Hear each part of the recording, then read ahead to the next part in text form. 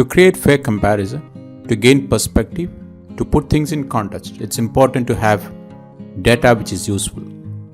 At times it is important to uncover the story. We need to use different techniques to normalize the absolute value which are in different variables. Most of the time, data never comes in the form we need it. We may need to transform the data to make it usable. This can be done through applying the following adjustments as suitable.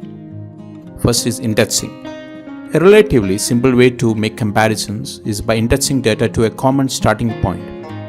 In effect, the variables in question must be set equal to the peers and then examined over time for differences. Thus, indexing is the way to get an unordered table into an order. Indexing can be done by dividing the number with the minimum number in the table. Secondly, ratios.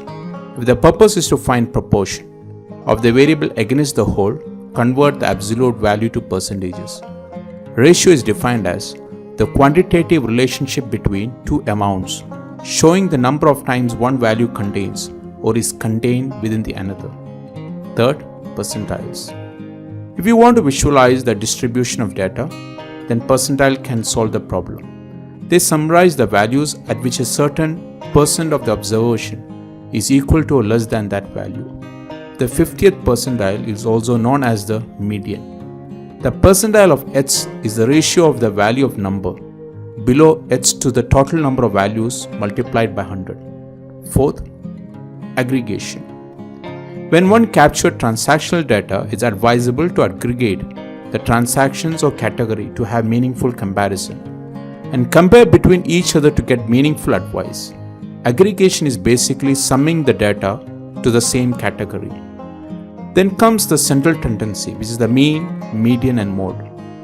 At times there could be outliers in the data set and one need to find the mean, median, mode to describe the distribution. To arrive at mean, add the numbers up, divide by the total number of values in the set, also known as the arithmetic mean and informally called the average. Median, put the number in order from least to greatest and find the middle number. And in mode, it means the most frequently occurring value. We will primarily rely on the mean because of its efficient property of representing the data. But medians, when used in conjunction with the mean, can tell us a great deal about the shape of the distribution of our data. And finally, moments. In addition to measures of central tendency, moments are important ways to characterize the shape of the distribution of a sample variable. Moments are applicable when the data measured is interval type.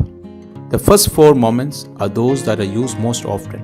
The most often used important moments are expected value, variance, skewness, and kurtosis.